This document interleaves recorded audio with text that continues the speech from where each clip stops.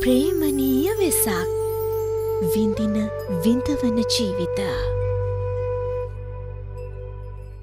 රාගය සමාන ගින්නක්වත්, ද්වේෂය සමාන අපරාධයක්වත්, පංචස්කන්ධයේ පැවැත්ම සමාන දුකක්වත්, නිවන හා සමාන සැපක්වත් අන් නොවන්නේය. මාගේ තථාගතයන් වහන්සේ ප්‍රකාශ කළ එක වදනක් හෝ එක දහම් පාඨයක් හෝ මේ වනතුරු භෞතිකව එහෙම නැත්නම් ආධ්‍යාත්මිකව බොරු යයි කීමට සමත් කිසිවක් ලොව තුල නැත. දෙවියන් බමුන් අත වූ විමුක්තිය මිනිස් මනසට ගෙන මාගේ ශාස්ත්‍රවරයන්න් වහන්සේට නමස්කාර වේවා. ඉතින් ඒ මහා ධර්ම සාගරයෙන් බිඳක්ගෙන තරුණ සිත් වෙනුවෙන් නිමවෙන අවකාශය. ප්‍රේමණීය වෙසක් විඳින විඳවන ජීවිත. ප්‍රේමණීය වෙසක්. තථාගතයන් වහන්සේ දේශනා කළේ දහම අපේ මනසට බොහොම අපූර්වට රැගෙන ආවේ යතිවර පරම්පරාව. ඉතින් ඒ උතුම් වූ යතිවර පරම්පරාවේ සැදැහැවත් සලකුණ මස්වැන්නේ විජිත අපේ හාමුදුරුවන්ව බොහොම ගෞරව බහුමානයෙන් නමස්කාර පූර්වකව පිළිගන්නවා. නමස්කාර වේවා අපේ හාමුදුරුවනේ. ඒ වගේම දහමින් කරන ඒ කාර්යයම අධ්‍යාපනය තුළින් නිරීක්ෂණ නිගමන තුළින් පහදවාගෙන සමාජයක් සුවපත් කරන්න වෙරදරන උපදේශන මනෝවිද්‍යාඥ ආචාර්ය භාග්‍යා අබේසිංහව හරි ආදරෙන් පිළිගන්නවා. ආයුබෝවන්. ආයුබෝවන්. අපේ හාමුදුරුවනේ දැන් මේ ප්‍රේමණීය වෙසක් කිව්වහම ටිකක් විවාදාත්මක නමක්.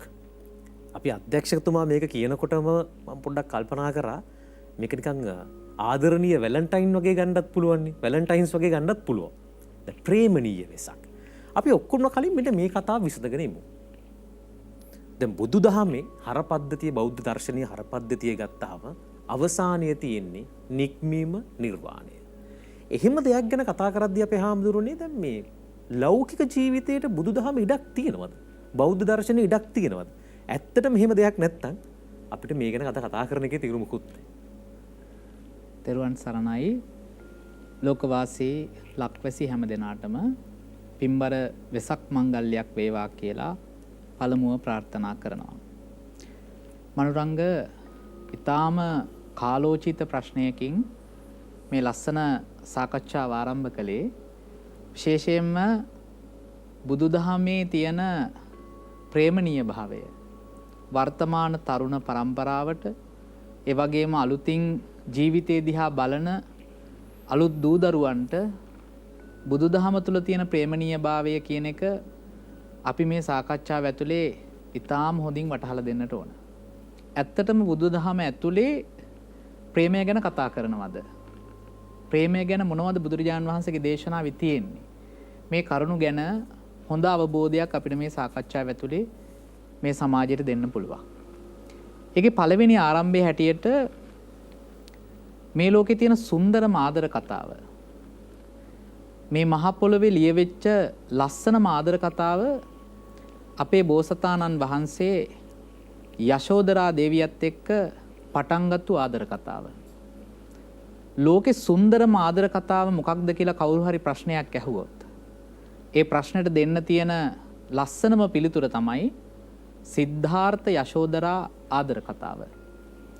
සුමිත්‍රා විදිහට සුමේද තවුසානන් සමග ආරම්භ කරපු ඒ සංසාර පාදචාරිකාවේ අසංකේය කල්පලක්ෂ 4ක් පාරමී ධර්මයන් පූර්ණණය කරද්දී බෝසතාණන් වහන්සේට හෙවණැල්ලක් වුණේ යශෝදරා. ඒ යශෝදරා කරපු කැපකිරීම මේ මහා පොළොවේ වෙන කිසිම කාන්තාවක් කළා නැතුව ඇති මනුරංග. ඒකට හේතුව තමයි අපි අහලා තියෙන බෝසත් චරිත කතා ඇතුලේ හැමදාම තිබුණේ යශෝදරාට වෙන්වීම. එහෙම නැත්තම් දුක් හට ගැනීම. ඒ සියල්ල දරාගෙන ඇවිත් බෝසතාණන් වහන්සේ ගිහිගේ හැර යන දවසෙත් බෝසතාණන් වහන්සේට බුද්ධත්වයේ පිණිස ශක්තියක් වුණේ යශෝදරා. ඇත්තම කිව්වොත් බුදු කෙනෙක් නැහැ යශෝදරාවක් නැත්තම්. යශෝදරා තමයි උදව් කළේ සිද්ධාර්ථ කුමාරයාට ගිහි ජීවිතයේ පිළිබඳව අවබෝධ කරගෙන ගිහිගෙන් යන්න.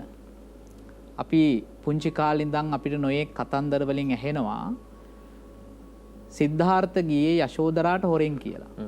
නමුත් ඇත්තම කතාව සිද්ධාර්ථ කුමාරයා ගිහිගේ හැරදාලා යන බව යශෝදරා දැනගෙන හිටියා. ඒකනේ රාහුල කුමාරයාව සිප ගන්නන වෙලාවේ උතුරු සළුවෙන් තමන්ගේ කුමාරයාව වහගත්තා කියලා කියන්නේ. අපේ හාමුදුරුවනේ දැන් සාමාන්‍ය ගිහි ජීවිතය ඇතුලේ එකට ඉන්නකොට සැමියාගේ පුංචි වෙනස්කමක් වුණත් බිරිඳ දන්නවා. බිරිඳගේ පුංචි වෙනස්කමක් වුණත් සැමියා දන්නවා. ඉතින් මෙතරම් පාරමී පුරන් ආපු යශෝදරා දේවිය සිද්ධාර්ථ කුමාරයාගේ මේ වෙනස්කම නොදැන ඉන්න ක්‍රමයක් නැහැ. අනිවාර්යයෙන්ම යශෝදරා දැනගෙන ඉන්න ඕන සිද්ධාර්ථ කුමාරයා මේ යන ගමන ගැන. ඒ නිසා තමයි අපි සාහිත්‍යය තුලත් සඳහන් වෙනවා යශෝදරා තමයි මනුරංග බුදුරජාණන් වහන්සේට එදා බුද්ධත්වයේ පිණිස පිටත් වෙන්න සිද්ධාර්ථ කුමාරී හැටියට මාලිගාවෙන් පිට වෙද්දී උන්වහන්සේට අවශ්‍ය කරන මිරිවැඩි සඟල පවා සූදානම් කළ තිබුණා කියන දොරටුව ළඟ. එතකොට සඳලු තලයේ ඉඳන් ඇය අවදි වෙලා බලාගෙන ඉඳියා කන්ත කස්වැ පිටින් සිද්ධාර්ථ කුමාරයා පිටත් වෙලා යන හැටි. ඒ වෙන්වීම දරාගෙන ප්‍රේමයේ නාමයෙන් පරිත්‍යාගයක් කළා සිද්ධාර්ථ කුමාරයාට ලෝක සත්වයාම ගොඩ ගන්න. ඒ ලෝක සත්වයා ගොඩ ගන්න උදව් කරපු යශෝදරාට අන්තිමට තමන්ගේ ප්‍රේමයේ තුලින් තමන්ට සැනසීමක් උදා වුණා. එහෙනම් ලෝකෙට හොඳ පණිවිඩයක් දෙනවා. දරා ගැනීම තුල අතහැරීම් තුල ප්‍රේමයේ උත්තරීතර භාවය ආරක්ෂා කරපු ලෝකේ සුන්දරම කාන්තාව යශෝදරා. එතකොට යශෝදරා බුදු බව පිණිස උදව් කරපු ලෝකේ හොඳම කාන්තාව හැටියට ප්‍රේමයෙන් ලෝකෙ දිනන්න උදව් කරපු හොඳම කාන්තාව. ඉතින් අපිට පුළුවන් සමාජයට හොඳ පණිවිඩයක් දෙන්න අද දවසේ මේ කතාබහ ඇතුළ තුල බුදුදහමේ අන්තිමට යශෝදරාව සසරින් ගොඩ කරගන්න ලෞතුරා බුදුරජාණන් වහන්සේ තමන්ට පාදචාරිකාවක් වෙච්ච යශෝදරාට උදව් කරපු හැටි. බුද්ධත්වයේ ලබාගෙන කිඹුල්වත්පුරයට 7 වෙනි අවුරුද්දේ වඩිනකොට යශෝදරා ගියේ නෑනේ බුදුරජාණන් වහන්සේ බැහැ දකින්න. සුද්ධෝදන මහරජතුමා සාක්‍යෝ ගිහිල්ලා බුදුරජාණන් වහන්සේට වන්දනාමාන කළා, දන් පැන් දුන්නා. නමුත් යශෝදරා ගියේ නෑ. යශෝදරා තමන්ගේ කුටියට වෙලා ඉන්නවා බුදුරජාණන් වහන්සේ තමන්ව බලන්න එයි කියන විශ්වාසයෙන්. ඒක උඩගුකමක් නෙවෙයි. තමන් කරපු කැපකිරීමට ප්‍රතිඵලයක් ඇය බලාපොරොත්තු වුණා. සහයි ගෞරවය. ගැහැණියෙකුගේ ගෞරවය කියන්නේ හරි වෙනස් කතාවක්. වෙනස් දෙයක් අනිවාර්යයෙන්. එතකොට සැරියුත් මුගලන් දෙනමත් කැඳවාගෙන බුදුරජාණන් වහන්සේ කුටියට වැඩම කළා. ඒ වැඩම කරන වෙලාවේ ලෞතුරා බුදුරජාණන් වහන්සේගේ සිරිපතුල් දෙක අල්ලගෙන කෙන්ඩා දෙකෙන් අල්ලගෙන සිරිපතුල් තෙත් වෙනකන් ඇඬුවා කියන යශෝදරා. අඬනකොට සුද්ධෝදන මහරජතුමා ඇයව අස්වසලා සනසවන්න හැදුවා. නමුත් බුදුරජාණන් වහන්සේ දේශනා කළා අද යශෝදරාව නවත්තන්න එපා. ඇයි අද නතර කළොත් ඇය මා කෙරෙහි උපන් ප්‍රේමයෙන් හදවත පැලිලා මැරෙන්න පුළුවන්. ලය පැලිලා මැරෙන්න පුළුවන්. ඇයට ඇතිතරම් අඬන්න දෙන්න. ඒ කොටසම අපිට ප්‍රමාණවත් මේ කතාව ආරම්භ කරා. අපේ බුදුරජාණන් වහන්සේ කොතරම් මේ දේ ලෞකික ජීවිතයේ තීරුම් ගත්තාද කියන කාරණාව දැන් අනිවාර්යයි. ඇයගේ මේ මොහොත තුල නැත්තම් ආධ්‍යාත්මික බල්ල නැහැ අපරාධේ මේක ඊට වඩා මේකේ වෙනස් වීමේ මාර්ගයක් තියෙනවා මම ඒක අවබෝධ කරගත්තා කියලා උන්නම් කතා කරන්නත් තිබ්බනේ අපේ හැමදෙරුනේ. ඇතිතරම් අඬන්න දීලා තමයි ගමනේ අවසානයට යන්න ඕනි මාර්ගය කියලා දුන්නේ. එතෙන්දී මනෝරංග චන්න කින්නර ජාතකයේ දේශනා කළේ. සඳකිදුරු ජාතකයේ. ඉතින් සඳකිදුරු ජාතකයේ තියෙන ප්‍රේමය ගැන අපිට ප්‍රේමය ගැන කතා කරොත් අද දවස පුරාම කතා කරන්න පුළුවන්. ඒ හින්දම තමයි මේ ආරම්භය ගත්තේ බුදුදහම අන්තගාමී දර්ශනයක් නෙවෙයි. බෞද්ධ දර්ශනය අන්තගාමී දර්ශනයක් නෙවෙයි. මේක ලෞකික ජීවිතේ වඩා සාරවත් කරගන්න සහ හොඳ අවසානයක් කරා යන්නට පුළුවන් සාරවත් දහමක්. දැන් අද දවසේ අපේ මේ කතාව යන්නේ ගීතයත් පදනම් කරගෙන. ඒ ගීතයේ තියෙන පදවැල් වල තියෙන කතාව සමග තමයි අපි මේ ප්‍රේමය ගැන කතා කරන්නේ සහ ඒකට විග්‍රහයක් ලබා දෙන්නේ. අප ප්‍රථමයෙන්ම තෝරා ගන්න ගීතය සේනානායක විරලියද්ද ශූරින් ගායනා කරන පෙරුම් පුරාගෙන ආසංසාරේ. දැන් ඔබතුමිය මනෝවිද්‍යාව උපදේශිකාවක් හැටියට මං හිතනවා අනන්ත අප්‍රමාණ කතාවස්තු අහනවා ඇති. ජීවිතය එපා වුණ, ජීවිතේ විෂාදයට ලක් වුණ, නැත්තම් ජීවිතේ නික්ම යාමට උත්සාහ කරපු චරිත එනවා ඇති. ඔබ හිතන විදියට ඒ හැම කෙනාගේම මොකද්ද පොදු ලක්ෂණය? මොකද ඒ අවස්ථාව පටන් ගන්න තියෙන්නේ? ඔව් ඇත්තටම ජීවිතය අහිමිවීම එහෙම නැත්නම් ජීවත් වුණා ඇති කියලා හිතීම කියන කාරණාව ඇතුළේදී අපිට ගොඩක් වෙලාවට මට තියෙන සායනික අත්දැකීම් වල තියෙන්නෙම අර තව දුරටත් මම ජීවත් වෙලා තේරුමක් නැහැ. මොකටද මම තවත් ඉඳලා කියන හැඟීමත් එක්ක තමයි ගොඩක් අය ඔය ඔබ මතු කරපු කාරණාව සියදිවි හානි කර ගැනීම වගේ සිතුවිලි එන්න පටන් ගන්නෙ.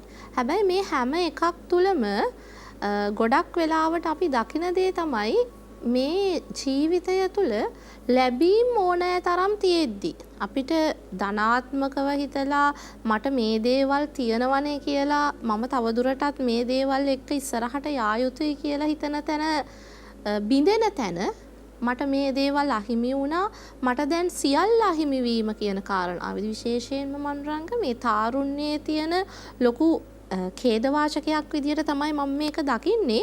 මේ යම්කිසි එක දෙයක් අහිමි වෙන තැනදී මුළු ජීවිතේම අහිමි වුණා කියලා තමයි හිතන්නේ. එතකොට මට තවදුරටත් මගේ පැවැත්මක් මට ඉදිරියක් නැහැ කියලා හිතනවා මේ යම්කිසි එක සිදුවීමක් නිසා එක දෙයක් අහිමිවීම නිසා. ඒ නිසා මේ අහිමිවීම දරා ගැනීමට හුරු සමාජයක් තමයි අපි බලාපොරොත්තු විය යුත්තේ. අවසනාවකට දැන් විශේෂයෙන්ම තාරුණ්‍යයේ මේ තත්ත්වය ගිලිහි යන තත්ත්වයක් අපිට පේන්න තියෙනවා. අපිට සමාජ මාධ්‍ය දිහා බැලුවාම වුණත් සමාජය දිහා බැලුවාම වුණත් ඒ නිසා ජීවත් වීමේදී අපිට ප්‍රශ්න ගැටලු අභියෝග ඕනෑ තරම් එන්න පුළුවන්. එහෙම නැති මිනිස්සු කොහෙවත් නැහැ. ඒ කියන්නේ ඕනම කෙනෙකුට තමන්ගේ ජීවිතයේ ප්‍රශ්නයක් ගැටලුවක් අභියෝගයක් ඇවිත් තියෙන්න පුළුවන්. හැබැයි අපි ඒ වෙලාවට කරන්න ඕන ඒ සඳහා මුහුණ දීම මිසක් එතනින් පලා යාමක් නෙවෙයි. ඒ නිසා ඔය තමන්ට ප්‍රශ්නයක් ගැටලුවක් අභියෝගයක් එන තැනකදී ඊට සාර්ථකව මුහුණ දීමට තමන්ගේ මනෝභාවයන් සකසා ගැනීමට නොහැකි වීම හින්දා තමයි ඔය ජීවිතයෙන් සමු යන්න ජීවිතේ ඇති කියලා හිතන්න තවදුරටත් මට ඉඳලා වැඩක් නැහැ කියලා හිතන්නේ. හැබැයි ඒ තුල අපිට තියෙන ටික අවබෝධ කරගන්න පුළුවන් නම් මං හිතනවා බොහෝ ජීවිත කතාවලට හැරවුම් ලක්ෂයක් ටර්නින් පොයින්ට් එකක් වෙයි. මට මේ ටික තියෙනවනේ මට අහිමි වුණේ එක දෙයක් විතරනේ. සමහර අහිමි වෙන්න තියෙනවා මනුරංග මං හිතන්නේ අපේ ආම්ද්‍රෝත් එකඟ වෙයි. අහිමි වෙන්නෙම හොඳට. එතකොට ඒ අහිමි වීමම තමයි ජීවිතයට ලැබෙන ලොකුම හිමිවීම. ඒ නිසා ඒක තේරුම් අරගෙන ජීවිතේ ඉස්සරහට යන්න පුළුවන් නම් වඩා සාර්ථකයි කියලා තමයි මට නම් හිතෙන්නේ. අනිවාර්යයෙන්ම මේ ඔබතුමී ඉතාමත් ලස්සන තැනකට ගෙන ආවා. මම හිතනවා මේ කාලානුරූපීව සමහර දේවල් පස්සේ හිතනවා මුකටද ඇඬුවේ, මුකටද තරහ වුණේ, මුකටද මේ ගහ ගන්න ගියේ. ඒ දේවල් කාලානුරූපීව තීරනවා නිරර්ථක ක්‍රියා ඊට වඩා ජීවිතේ තව ඉදිරියක් තියෙනවා කියන එක. ඉතින් මේ සංවාද මණ්ඩපේ අපි බොහොම සරලව අරන් යන්නේ. අපි තුන්දෙනා කොහේ හරි හමු වෙලා කතා කරනවා හා සමාන සංයමයකින් ඉතාමත්ම සරලව අරන් යන්න උත්සාහ කරනවා. මොකද අපිට අවශ්‍ය කරන්නේ මේ පණිවිඩය තරුණ පරම්පරාවට ළඟා කරන්න. අපි එහෙනම් ප්‍රථම ගීතයට යොමු වෙමු. දිව්‍ය මොන තරම් සුන්දරද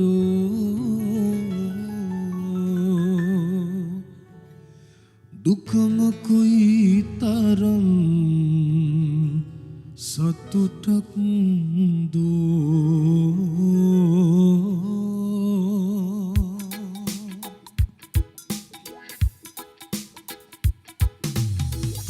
පෙරුම් පුරාගෙන ආසංසාරේ එතුමද සුණු විසුණුව වැටුනේ කාටද රිතුනේ කවුරුද හැඬුවේ දුම්දිය මොහොතක් නතර වුණේ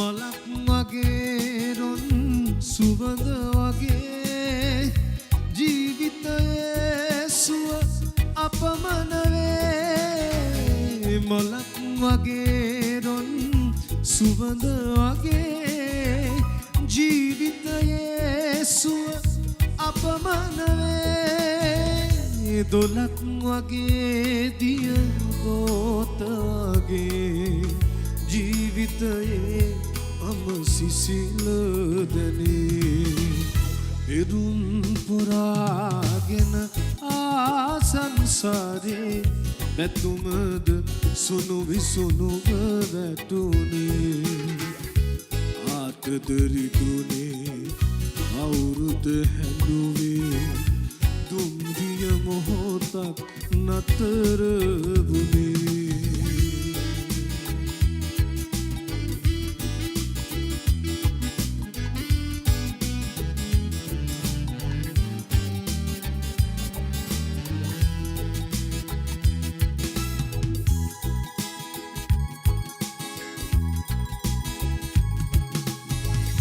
වරක් නෙතඟ කඳුලැලි පිරුණාදෝ සිතට දරාගනු බැරි දුක් වීදෝ වරක් නෙතඟ කඳුලැලි පිරුණාදෝ සිතට දරාගනු බැරි දුක් වීදෝ දිවිය මොනතරම් සුන්දරදෝ දුකම කුයි තරම් සතුටක් දෝ පෙරුම් පුරාගෙන ආසංසාරේ ඇතුමද සුනුයි සුනුව වැටුනේ කාටද රිදුනේ කවුරුද හැඬුවේ දුම්දිය මොහොතක් නතර වුනේ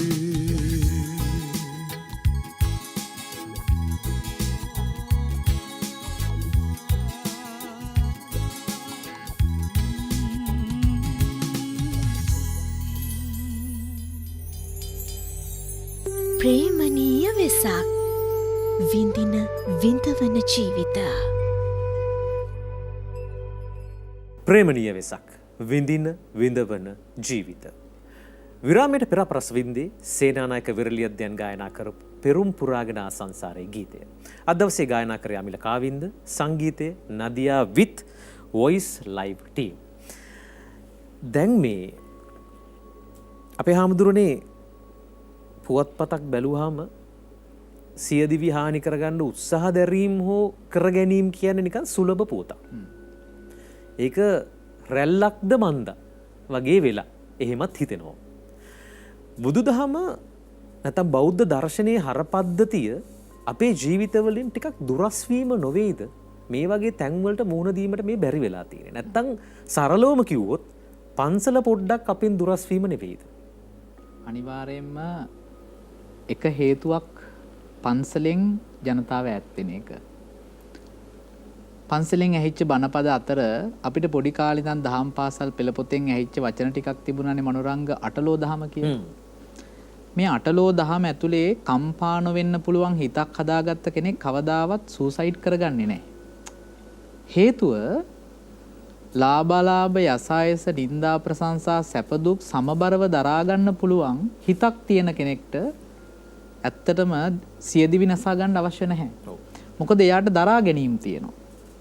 යම් ලාභයක් ලැබෙනකොට අලාභයක් ලැබෙනකොට නිന്ദාවක් ලැබෙනකොට ප්‍රශංසාවක් ලැබෙනකොට ඒක මධ්‍යස්තව දරා ගන්න පුළුවන් කමක් තියෙනවා.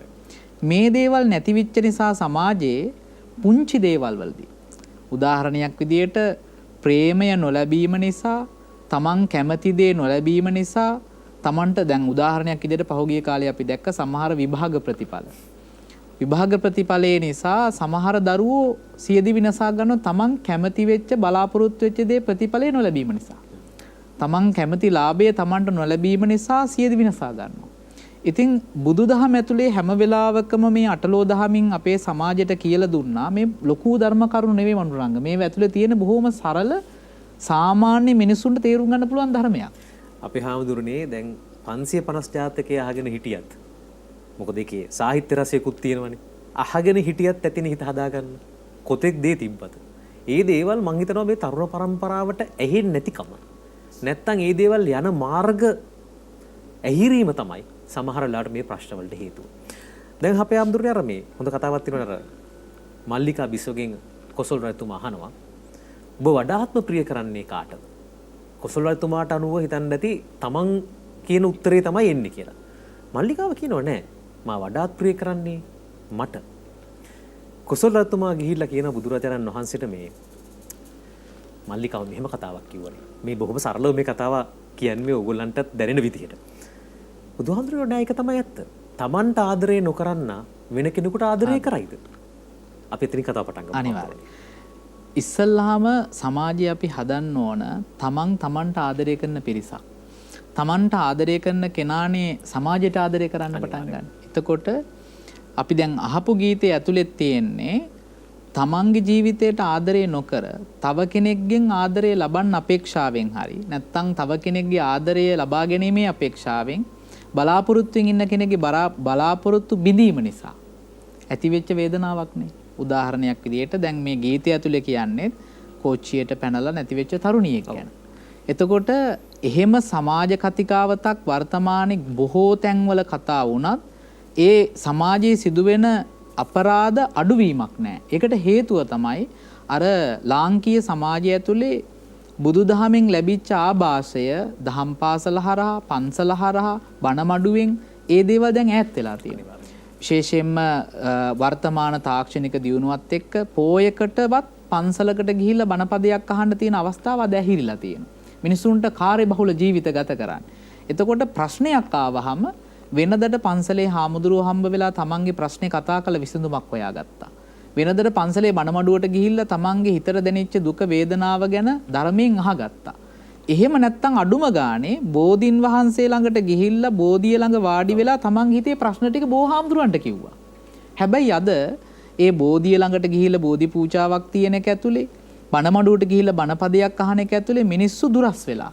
ඒ නිසාම තමන්ට ජීවිතේට ප්‍රශ්නයක් ආවම මේ ප්‍රශ්නේ තමන්ට කියන්න කෙනෙක් නැහැ. කතා කරන්න කෙනෙක් නැහැ. ඒ නිසා වුන් අන්තිමට තීරණයක් ගන්නවා මේකට හොඳම විසඳුම තමයි ජීවිතය අවසන් කරගන්න එක කියලා. ඉතින් බුදුරජාන් වහන්සේ ඇත්තටම මේ තමන්ගේ ජීවිතය තමන් විතින් නැති කර ගැනීම පිළිබඳව දේශනාවේ සෑහෙන සඳහන් කරලා තියෙනවා මනුරංග. මොකද මනුස්ස ජීවිතයක් ලබනවා කියන එක ලෙහෙසි පහසු කටයුත්තක් නෙවෙයි. අතිශය දුර්ලභ කාරණාවක්. අපි අර කියනවානේ මහා පොළොවේ තියෙන වැලි කැට වලින් නියපිටට වැලි දෝතක් ගත්තාම ඒ නියපිටේ ඉතුරු වෙන වැලි හා සමානයි මනුස්ස ලෝකේ මනුස්ස ජීවිතයක් ලබන එක. එතකොට අනිත් වැලිකට හා සමානව අපි එක එක ජාතීන් වල එක එක සත්වාත්ම වල උත්පත්ති ලබනවා. මනුස්ස ජීවිතයක් ලබන්නේ අරහා සමානව බොහෝම අල්පවනම් ඒ ලැබිච්ච මනුස්ස ජීවිතය ඇතුලේ ඒ මනුස්ස ජීවිතයේ ප්‍රයෝජනය ගන්න. මොනවද කරන්න ඕන? අපි හොඳට කුසල් කර ගන්න ඕන. මේ තරුණ පරම්පරාවට දෙන දේ ලොකුම පණිවිඩය ඒක තමයි. කිසි විටක වීරයත් අරින්න එපා. ජීවත් වීම තමයි වැදගත්කම. ජීවත් වීම තමයි අපහසුම දේ. ඔබ සමහර විට තෝරාගන්නේ ලේසිම ක්‍රමවේදය. ඒ තමයි මේ ඔක්කොටම එපා කියලා යන එක. ඒක ලේසිම වැඩේ. හැබැයි හැම විටම බුද්ධ චරිතය තුලින් අපි දැකපු දේ තමයි වීරිය, අදිෂ්ඨානශීලීත්වය. ඔබතුමියගෙන් මම දැනගන්න කැමති. දැන් අම්මලා තාත්තලාත් බලනවා. සමහර විට තරුණ පරම්පරාවත් මේ වෙලාවේ ටෙලිවිෂනේ ඉස්සරහා ඇති. දැන් ආදරය කරනවා කියන එක මේ තරුණ සිත්වල වරදක්ද? ඒක කොහොමද අර්ථකථනය කරන්නේ? මනෝවිද්‍යාත්මක අපි කතා කරමුකෝ. ඔව් ඇත්තටම මේ ආදරය කියන එක කිසිම වෙලාවක අපිට වරදක් කියලා කියන්න බෑ. මොකද ආදරය තුළ තමයි මේ සියලු අනිත් මනෝභාවයන් සියල්ලම සංසරණය වෙන්නේ. ඒ කියන්නේ ඉවසීම ඇතුළේ තියෙන ආදරය. කරුණාව ඇතුළේ තියෙන ආදරය. එතකොට එකිනෙකාට ගරු කිරීම තුලත් තියෙන ආදරය. මම ඔය කිහිපයක් ගත්තේ. එතකොට මේ හැම දෙයක් ඇතුළෙම තියෙන ආදරය. ඒකයි අර පුංචි කාලේදී අපි දරුවෙක් උපදිනකොටම ඒ දරුවට අර දරුවාට දෙන ආදරය අම්මා තාත්තා මුලින්ම දරුවෙකුට ආදරය දෙන්නේ අම්මා තාත්තානේ. ඒකයි අම්මා තාත්තා දරුවෙකුට ආදරය කරනකොට අනිත් සියලුම වටපිටාවේ තියෙන අපි කියන්නේ ළමා මනෝවිද්‍යාවේදී නම් ඕක කතාව ආරම්භ වෙන්නේ මනුරංග පිපෙන මලකට ගලන දොලකට කුරුළු හඬකට පෙම් කරන්නට ඔබේ දරුවාට කියලා දෙන්න. එතකොට ආදරණීය දරුවෙක් සමාජගත වෙයි කියලා. ඒ කියන්නේ මේ ස්වභාව సౌందර්යයට සතාසීපාවට ආදරය කරන දරුවෙකුත් පුංචි කාලේ ඉඳලම අපි නිර්මාණය කරනවා. එතකොට මේ දරුවා ටික ටික දරුවගේ වර්ධනය සිදු වෙනකොට අන්න දරුවාට අපි අපේ මනෝවිද්‍යාත්මක ප්‍රවේශයෙන් බැලුවත් අපි කියනවා දරුවට නව යෞන්වියට එනකොට මේ ආදරය කියන සිතුවිල්ල පහළ වෙනවා. එතකොට ඒ යෞන්වියේ ආදරය කියන්නේ කිසිම වෙලාවක වැරදි දෙයක් නෙවෙයි. හැබැයි අපි මේ ආදරය අපි අර්ථ ගන්නේ කොහොමද? එහෙම නැත්නම් අපි මේ ආදරයත් එක්ක අපේ පැවැත්ම තීරණය කරගන්නේ කොහොමද? අපේ ආකල්පමය වශයෙන් අපි මේ ආදරයට දෙන තැන මොකක්ද කියන එකත් එක්ක තමයි මේක කෙනෙකුට අර සුබ වෙනකොට තව කෙනෙකුට මේක අසුබයි කියලා කියන්නේ Tamanට ලැබෙන දේවල් එක්ක තමන්ට ආදරණීය බව ආදරය කියන එක හොඳින් තමන්ට දැනෙන විදියට ලැබුණොත් එහෙම එයා කියනවා ඒ ආදරය හොඳයි කියලා. හැබැයි තමන්ට ඒ ආදරය නීරස විදියට කටුක විදියට දැනුණොත් එහෙම එයා කියනවා මේක මේ ආදරය හොඳ නෑ මෙතන ප්‍රශ්නයක් තියෙනවා කියලා අර මුළු ජීවිතේම ඉවරයි කියන තැනට එනවා. ඉතින් ඒ හින්දා මේ ආදරය කියන එකත් අර එකිනෙකාට ලැබෙන විදියට අනුව එකිනෙකා අර්ථ ගන්නවන්නේ වෙනස් විදියට. හැබැයි අංක 1 අර ඔබත් අතු කරපු කාරණාව මුලින් තමන්ට ආදරය කරන්න ඕන. තමන් ආදරය කරන්නේ නැත්නම් අපි කොහොමද තව කෙනෙකුට ආදරය කරන්නේ? ඒ නිසා මුලින් අපිට ආදරය කරන්න හුරු වෙන්න ඕන. ඒ තුල තමයි මේ සියල්ල රඳා පවතින්නේ. අපි මේ කතාව ඔක්කොම එකතු කරලා එක තැනකට ගමුකෝ. දැන් අම්මලා කියන්නේ මේ වයසට ආදරය කරන්න එපා. තරුණ පරම්පරාව කියන්න පුළුවන් මට ආදරේ දැනෙනවා. ඕකනේ ගැට්ටනේ. සමහරට දෙමව්පියෝගේ පැත්තෙන් ගත්තොත් ඔවුන් කියන්නේත් තමන් මුලින්ම තමන්ට ආදරය කරන්න කියන කතාව තමයි. සුදුසු කාලෙදී ඉගෙන ගන්න. ඒ දේවල් මග අරගන්න එපා. කොහොම හරි කරලා හොඳ තැනකට එන්න. ඔවුනුත් කියන්නේ ආදරේ. තරුණ ඔබේ හිතට ඔය දැනෙන ආදරය ඇතුලේ දැනෙන්නේත් ආදරයම තමයි. ඒක ආකර්ෂණීය වන්නටත් පුළුවන්. අපි එතෙක් දුරට ලොකුවට විග්‍රහ නොකරත් ඔය හැමදේ ඇතුළෙම තියෙන්නේ තමන් මුලින්ම තමන්ට ආදරය කරන්න. තමන් කොතරම් තමන්ගේ ජීවිතයට නමට හානි කරගන්නවද කියන කාරණාව තියෙන්නේ තමන්ගේ අතේ.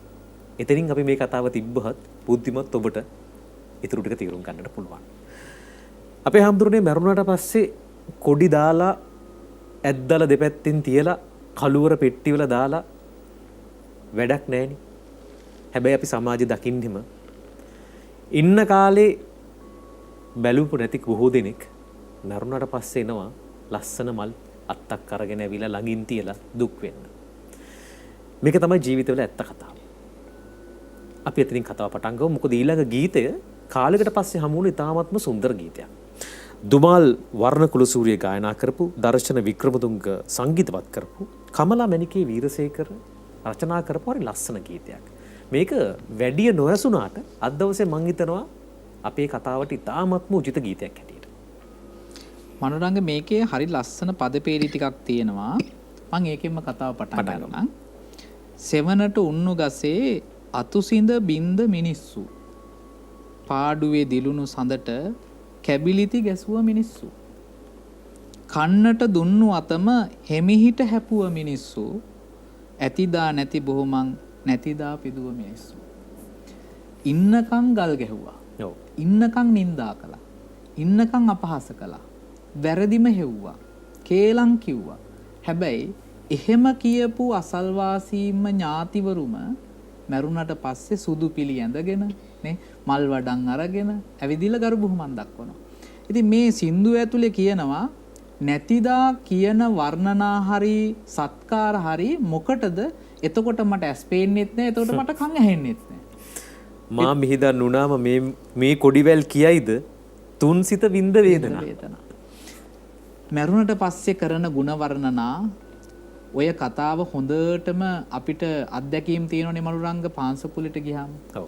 දැන් සමහර අවස්ථාවල පන්සලකට එන්නේ නැති, දානයක් දෙන්නේ නැති, පිනක් දහමක් කුසලයක් කරන්නේ නැති මිනිස්සෙක්ගේ ගෙදර පාන්සකුලයකට ආරාධනාවක් එනවා.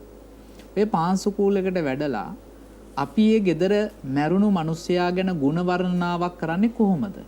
ඇයි මේ මිනිසයා ජීවත් වෙලා ඉන්න කාලේ පින් කුසල් කරගත්තේ නැහැ. යහපත් විදිහට ජීවත් වුණේ නැහැ. ඉතින් අපි ඒ ගෙදරට ගිහිල්ලා වර්ණනා කරන්න වෙන්නේ එක්කොත් බොරු. මුසාවක්නේ. සම්‍ය ප්‍රයෝග සම්‍ය ප්‍රයෝගයක් කාගේ හිත නොරිදෙන්න, දරුවන්ගේ හිත නොරිදෙන්න. ඉතින් මම කියන්නේ මේ සමාජයෙන් ලැබෙන යහපත් දේවල්, සමාජයෙන් ලැබෙන ගරු බුහුමන් ජීවත් වෙලා ඉන්න කාලේ ලබන එක තමයි වටින්නේ. මැරුණට පස්සේ මොන සත්කාර ලැබුණත් මොන බුහුමන් ලැබුණත් ඒකේ මිනිස්සයා දන්නේ නැහැ. ඒ කියන්නේ ඉන්න කාලේ යහපත්ව ජීවත් වුණොත් ඒ යහපත්ව ජීවත් වෙන මිනිස්සයාට සමාජයෙන් හොඳ පිළිගැනීමකුත් ලැබෙනවා. සමාජයෙන් හොඳ ගරු බුහුමනකුත් ලැබෙනවා. මැරුණට පස්සෙත් ඒ වෙනුවෙන් යහපත් ප්‍රතිචාර ලැබෙන්න පුළුවන්. ඉතින් අපි මේ සමාජයේ දකින ප්‍රධාන දෙයක් මේ පුංචි ගීතය ඇතුලේ හරිම ලස්සනට කියලා තියෙනවා දුමාල් වර්ණකුල සූරිය. මේ සේසත් පාවඩ මැදින් අරගෙන යනවා මල් වඩන් දාගෙන හේවිසි ගහගෙන මලගම. අර වෙනදට ඇදකුද හොයපු බැනපු දොස් කියපු නැත්තම් නින්දා කරපු මිනිස්සු දෙපැත්තේ ඉඳන් මල් දානවා. පාවඩ එලනවා. ඉතින් එහෙම මරණයක් අපේ ජීවිතවල හැම වෙලාවකම ප්‍රායෝගිකව අපිට දකින්න ලැබෙන සමාජය ඇතුලේ. මේ සින්දු ඇතුලෙන් අපිට පණිවිඩයක් දෙනවා. නැතිදා කරන ඒ දේවල් කිසි දෙයක් අපිට පළක් නැහැ. ඉන්නකම් අපට ලැබෙන ගරු නම්බුනාම සත්කාර සැලකිලි නොලැබිලා නම්. සහපයාමුදුරනේ තව තැනකටත් ගේන්න පුළුවන්. ඒ වගේම මට හිතෙනවා මේ වටපිටාවෙන් දෙන හැම දෙයකටම වඩා Tamanට ඉතුරු වන්නේ අන්තිමට Tamanගේ සිත පමණයි. Taman එකතු කරගත්ත දේ Tamanගේ හිත කොතරම් ස්ථාවරද යන්න පමණයි Tamanට ඉතුරු වන්නේ. ලෝකයේ කියන නිന്ദා අපහාස මේ සියල්ලටම නොසැලී ඉන්න ක්‍රමවේදය බෞද්ධ දර්ශනය ඇතුලේ කියලා දුන්නා. ඒකින්ද ඔබ මරුණට පස්සේ පාවඩ දැම්මත් නැතත් කොඩිවැල් දැම්මත් නැතත් ඔබේ සිත හරි තැනක නම් ඔබේ ගමන ඔබ නිවැරදි කරගෙන අවසానයි. අපි මේ ගීතය හරියමු.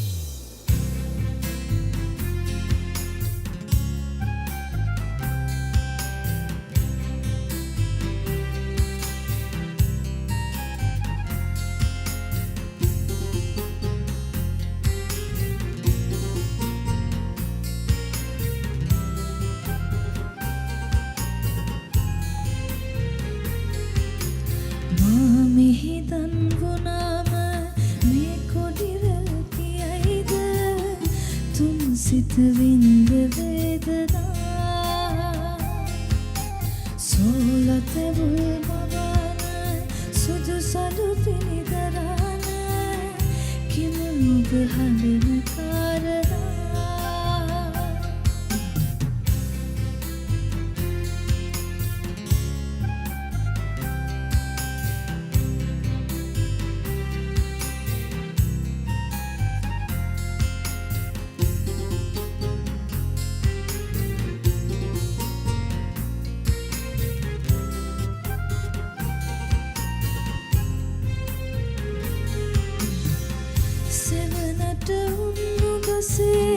අතු සිද විඳ මිනිස්සු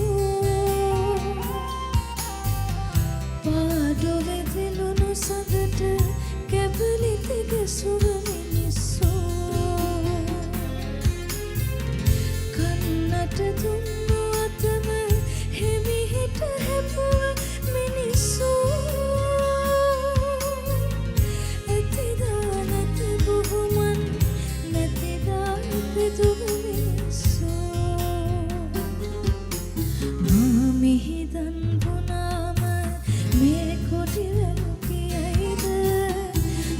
සිත විඳ වේදනා සෝලත බුල්මවන සුදු සලු පිනිදරන කිම ඔබ හඳන කාරණා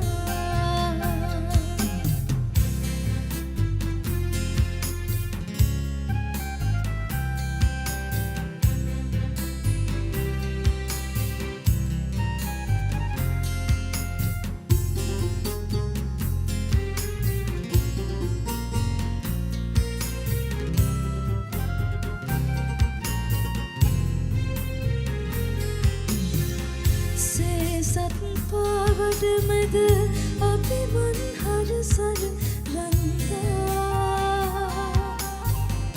අවසන් ගමනට ඇයි දහසින් සැරසිලි බන්දා හදවත් නැතිබුන් ලෙස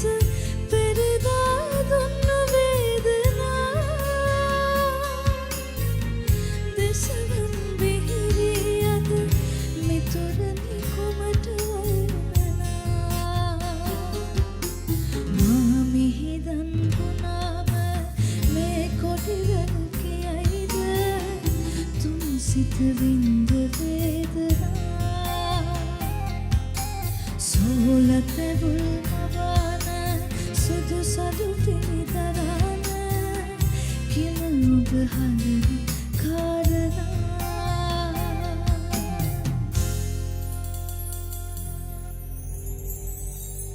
ප්‍රේමණීය වෙසක් විඳින විඳවන ජීවිත. ප්‍රේමණීය වෙසක් විඳින විඳවන ජීවිත. බෞද්ධ දර්ශනය ලෞකිකත්වයට රුචි නැත්. මෙන්න මේ කියන කාරණාව තාරුණ්‍යයට ගලපාගෙන තමයි අද දවසේ මේ අවකාශය අපි වෙන් කරගන්නේ.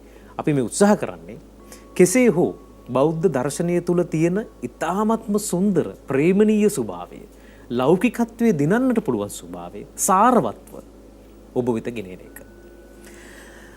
දැන් මේ ඔබතුමියගේ විෂයපතයට අනුව ඇත්තටම මනෝවිද්‍යා උපදේශිකාවකට මොනවද කරන්නට පුළුවන්? දැන් අපි කවුරුහරි මේ බලන් ඉන්න කෙනෙක් දන්නේ නැත්තම් මොකක්ද ඔබතුමිය ගාවට ඇවිල්ලා ගන්න පුළුවන් සහනය? අපි දන්නවා පන්සලකට ගියාට පස්සේ එහෙම නැත්නම් අපි පල්ලියකට ගියාට පස්සේ ආගමික මධ්‍යස්ථානයකට ගියාට පස්සේ අපි කුමක්ද කරන්න කියන එක. ඔබතුමියගේ විෂයපතයට අනුව කෙනෙකුට දැන් මේ මොහොතේ බලන් ඉන්න කෙනෙක්ට හිතෙනවා නම් මොනවද ඇත්තටම ජීවිතේට ලං කරගන්න තරුණ ජීවිතේට ලං කරගන්න පුළුවන් දේවල්? ඔව් ඇත්තටම මේ තාරුණ්‍යයට නම් අපේ වෘත්තිය තුළ බොහෝ සේවාවන් සපයන්න පුළුවන්. විශේෂයෙන්ම අපි ධනාත්මක විදියට ගත්තොත් එහෙම ජීවිතේ අපි මේ මොහොතේ ඉන්න තැන සිට ඉදිරියට යාම සඳහා කොහොමද අපිට අපේ මානසිකව අපි ශක්තිමත් වෙන්නේ කොහොමද? මොකක්ද අපේ දිශානතිය කියන තැනට ඔවුන්ව ධෛර්යමත් කිරීම සඳහා අපිට අපේ උපදේශන සේවාවන් ලබා දීමයි ධනාත්මකව ගන්න කාරණාවේදී. ඒ වගේම තවත් අවස්ථාවකදී කෙනෙක් මානසිකව පීඩාවටපත් වෙලා මානසිකව වැටිලා ඉන්න වෙලාවක අර මට මෙතනින් එහාට ජීවත් වෙලා වැඩක් නැහැ හෝ මම කොහොමද ජීවත් වෙන්නේ කියන ප්‍රශ්නාර්ථය තියෙන වෙලාවක ඒ කෙනාට මේ මොහොතේ ඉන්න ඒ මනෝභාවය තුළ තේරෙන්නේ නැති හෝ තේරුමක් තිබුණත් ඒක පිළිගන්නට නොහැකි මනෝභාවයක ඉන්න පුළුවන්. අන්න ඒ වෙලාවට තමා සතු විභවතාවයන් හඳුනාගෙන තමන් කොහොමද ඒ මොහොත ගත කරන්නේ සහ එතනින් ඉදිරියට තමන් කොහොමද නිවැරදිම මේ දේවල් ගලපා ගන්නේ කියන කාරණාව සම්බන්ධයෙන් අපිට පුළුවන් ඔවුන්ට අවශ්‍ය කරන ඒ උපදේශන සේවාවන් ලබා දෙන්න. මම මේ ප්‍රශ්නේ ඉදිරිපත් කරේ තරුණ දුවදරුවන් ඉන්නවා නම් කාටවත් දෙයක් කියාගන්න බැරුව එහෙම නැත්නම් අසරණ වෙලා එක්කෝ අපේ ගරුතර යතිවරයන් වහන්සේලා ඉන්නවා. උන්වහන්සේලා ඉතිහාසයේ සිටම කරේ මේ උපදේශන සේවාව තමයි.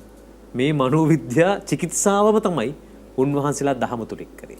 ඒ වගේම මෙතුමියගේ විෂයපතට අනුකූලව අධ්‍යයනය තුලින් ඒ දේ කරන්නට පුළුවන් කට්ටියක් ඉන්නවා. ඉතින් මොකක් හරි ප්‍රශ්නයක් තියෙනවා නම් හිතේ තද කරගෙන දුක් විඳින්න නැතුව අපේ ආදරණීය දුවල පුතාලට කියන්න තියෙන්නේ එන්න හම්බ වෙන්න කතා කරන්න ඔබට සවන් දෙන්න පුළුවන් කට්ටිය මේ ලෝකෙ තුල ඉන්නවා. අපේ හඳුරේ ඊළඟට තියෙන ගීතය අලුත්ම අලුත් පරම්පරාවේ ගීතයක්. ගායනා කරන්නේ මිහිරාන්, පද රචනයත් මිහිරාන්, තනුව මේ සියලු දේ ඔහුගේම තමයි. මේක මට ටිකක් ප්‍රිය කරන ගීතයක්. මෙහි මමත් ගී පද රචකයෙක් හැටියට මෙහි තියෙන එක්තරා පදපේලියකට මං හරි රුචිකත්වයක් දක්වනවා. මා දෙපාරක් හමු වෙන කෙනෙකු නොවේ. මමත් කල්පනා කරලා බැලුවා ඔව් මට හමු වුණ බොහෝ දෙනා ජීවිතේ දෙපාරක් හමු වෙන අය නෙවෙයි. ඇත්ත බෞද්ධ දර්ශනයට අනුකූලවත් අපි දෙපාරක් හමු වේද කියලා අපිට කියන්න බෑනේ. මේ තන අග පිනිබිඳු වගේ ජීවිත මේ මොහොත තුල අපි ගත කරාට ඊළඟ මොහොත අපි දන්නේ නැහැ. අපි හැමදෙරේ එතනින් කතාව පටන් ගමු. ඇත්තටම මනෝරංග මේ ගීතේ මමත් අලුතින් තමයි ඇත්තටම දැක්කේ. මේකේ ගොඩක් වෙලාවට කියන්නෙම මේ ජීවිතයේ ස්වභාවයේ තියෙන අනිත්‍ය ස්වභාවය. දවසින් දවස අපි මේ අලුත් වෙන ලෝකයේ ඇතුලේ ජීවිතේ වෙනස් වෙන සිතුවිලි අලුත් වෙන ස්වභාවයක් ගැන. හැබැයි තරුණ පරම්පරාවට නිකන් මේක බර කරලා කියනවට වඩා ටිකක් සරලව කිව්වහම තේරෙනවනේ. ඉතින් අපි කිව්වොත් සමහර බැඳීම් අපි හදාගෙන අපි සදාකාලිකව මේ බැඳීම මගේ කරගන්න උත්සාහ කරනවා. මේක මගේ කියලා. මං අර එක වෙලාවකත් කල්පනා කළා දැන් මලකට මනුරංග අපි ආදරේ නම් ඇත්තටම ඒ මල ගහේ පරිස්සමට තිබ්බොත් තමයි ඒ මලට තව දවසක් හරි රැඳෙන්න පුළුවන්. මල නෙලා ගත්තොත් ඒ මල ඊළඟ මොහොතේ පර වෙන්න පුළුවන්.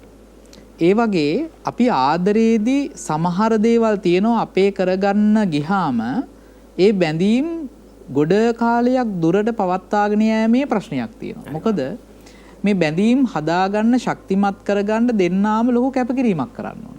මේ ගීතය ඇතුලේ තියෙනවා ආදරය කරපු කෙනා එයා වෙන කෙනෙක් ළඟට ගියත් එයා නැති අඩුව, එයා නැති පාළුව, එයා නැති උණුසුම එයා දිහා බලාගෙන කල්පනා කරද්දී ඒ දැනෙන තනිකම එයාට කියන්න බැරි තරම් වචන වලට මේකේ හුරු කරලා තියෙනවා. ඉතින් මම කියන්නේ විරහ වේදනාව ඇතුලේ විරහවක් නොවි ජීවිතේ හදාගන්න බුදුදහමේ හොඳ උපදේශනයක් දීලා තියෙනවනේ. කොහොමද මේ එකට ගමන් කරන මාර්ගය තුල දෙදෙනාම සහයෝගයෙන් මේ ගමන යන්න ඕනි කියලා. මම ඒකට ලස්සන කතාවක් කියන්නම් මනුරංග. අපි ඉස්සර මනුරංගලට මතක ඇති අපේ ගම්වල ගෙවල් හදනකොට දැන් වගේ නෙවෙයිනේ. ගෙවල් වල වහලේ ගහන්න යටලී පුරුද්දනවා කියලා කතාවක් කළා අහලා තියෙනව නේද? පුරුද්දනවා. ඒ යටලී දෙකක් දිගට යටලීය දාගන්න ඕන වුණාම මේ ලී දෙකක් එකට පුරුද්දනවා. එතකොට මේ පුරුද්දනකොට ලී දෙකක කොටස් දෙකක් අපි භාගේ අයින් කරගන්නවා. හැඩයකට කපා ගන්නවා. මේ ලීයේ එක කොටසක් කපනවා අනිත් ලීයෙන් එක කොටසක් කපනවා. එතකොට මේ ලී දෙක එකට සම්බන්ධ කළාම මේක ශක්තිමත් භාවයෙන් යුක්තයි. හැබැයි මේ ලී දෙක කොන් දෙකින් හරි අඩකට කෙලින් කැපුවොත් මේ දෙක පුරුද්දන්න බෑ. හැම වෙලාවකම කෙනෙක්ගේ දේවල් අහිමි කරගත්තොත් කෙනෙක් දේවල් පරිත්‍යාග කළොත් තමයි අනිත් කෙනාටත් රැඳෙන්න පුළුවන්. ඒ නිසා ප්‍රේමය ඇතුලේ යම්කිසි කැපකිරීමක් හැමෝම කරන්න ඕනේ. ඒ කරන කැපකිරීම තුල තමයි ඒක පවත්වා ගන්න පුළුවන්. හැබැයි එහෙම ප්‍රේමය රඳා පවත්ව ගත්තත් මේ ප්‍රේමය කියලා කියන්නේ හැම වෙලාවෙම වෙනස් වෙන ස්වභාවයනේ. ප්‍රේමය විතරක් නෙවෙයිනේ මුළු ලෝකෙම වෙනස් වෙනවා. එතකොට මේ වෙනස් වෙන එකත් සුන්දර බවක්. නිකන් උදාහරණයක් විදියට ගත්තොත් ඉර පායනවා, හඳ පායනවා, වැස්ස වැටෙනවා, ගංගාව ගලනවා. මේ දේවල් දවසින් දවස අලුත් වෙන හින්දා තමයි අපිට ඒකේ රසයක් තියෙන්නේ, ආස්වාදයක් තියෙන්නේ. එකම විදියට තිබුණොත් අපි කියමු ඉර පායලම තියෙනවා, හඳ පායලම තියෙනවා. එතකොට ඒකේ ලස්සනක් දකින්න බෑ. ඒ වගේ ආදරයේදීත් නොයෙක් හැලහැප්පීම් වෙන්න පුළුවන්, ගැටලු වෙන්න පුළුවන්, ප්‍රශ්න එන්න පුළුවන්, විරහ වෙන දේවල් ඇති වෙන්න පුළුවන්. ඒ දේවල් දෙදෙනාම සමානව දරාගෙන යන්න පුළුවන් නම් ඒ ගමන හරි සුන්දරයි. ඉතින් ඒකට බුදුරජාණන් වහන්සේගේ දේශනාව ඇතුළේ හොඳ ප්‍රවේශයක් හදලා දීලා තියෙනවා. යහපත්ව කොහොමද දෙදෙනෙක් අතර ආදර සම්බන්ධතාවයක් පවත්වාගෙන යන්නේ කියලා. හරි අපූර්වයි. අපි ජීවිතවල තීරුම් ගත්තොත් අපි දෙපාරක් හමු වෙන මිනිස්සු නෙවෙයි කියන එක. අපි උත්සාහ කරાવી හමු වෙන මොහොත සුන්දරව තියාගන්න. ඒ හමු වෙන හැම මොහොතක්ම ආදරණීයව තියාගන්න. මොකද අපේ අවසාන මතකයේ සුන්දර වුණොත් පමණයි ඔහු හෝ ඇය ගැන හෝ මේ ලෝකය ගැන අපිට ආදරයක් ඇති වෙන්නේ. අපි මේ ගීතය අහමු.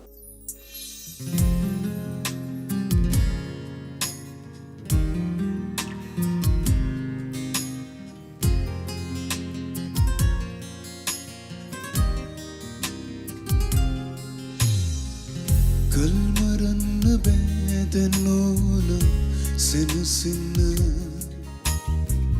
තවනි වෙන්න නම් වෙනවාමට තනි වෙන්න නුඹ නොසිටි දිනවල මට දැනුණා සීතල නොවෙනස්ව ඉන්නවද ආස මට අවැසී යුණුම නුඹ නොමැතිදාසලින් දැවටි අමන සුළගත් මට සැනසුමක් නොදේ හිතනු හුලනා මතකෙක පැටලි කෙවෙන තිවියේ මට හිස් බවක් දැනේ යදි නොපෙනෙනා හැඩරුව නොබගේ තාම නොමැකී මනසේ හැඳීතියේ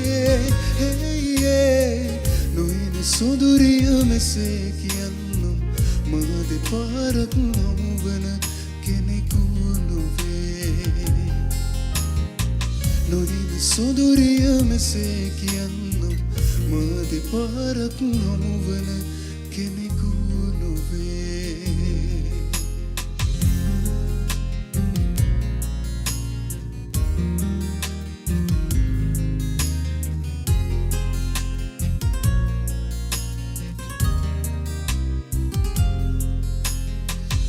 අප හමු වූ මුල් දින වෙතද යනු පෙරිය ගෙවී ගියේ මගේ දිවියේ හොඳ හරිය නුඹ නුඹම වූ තැන එයයි මට වැරදුණු තැන අපි කියා දෙයක් මේ ලොව නැති බවයිමු අපි දැනගෙන නුඹ නොමැති දාසලින් දැවටි හමන සුළගත් මට සැනසුමක් නොදේ හිත නොහුලනා මතකෙක පැටලි ගෙවෙන දිවියේ මට හිස් බවක් දැනේ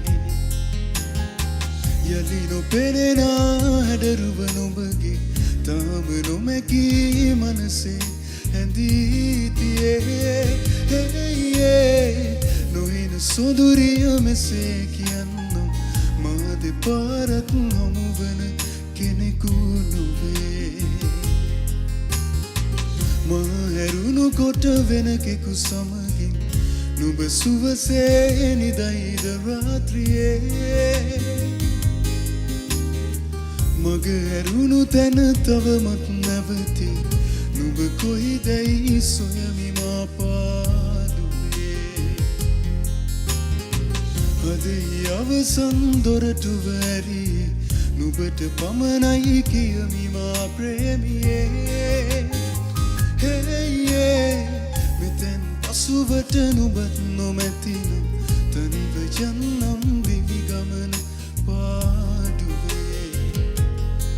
වුණද නොහින සොදුරිය මෙසේ කියන්නම් මා දෙපාරක් හමුවන කෙනෙකු නොවේ ඒ වුණද නොහින සොදුරිය මෙසේ කියන්නම් මා දෙපාරක් හමුවන කෙනෙකු නොවේ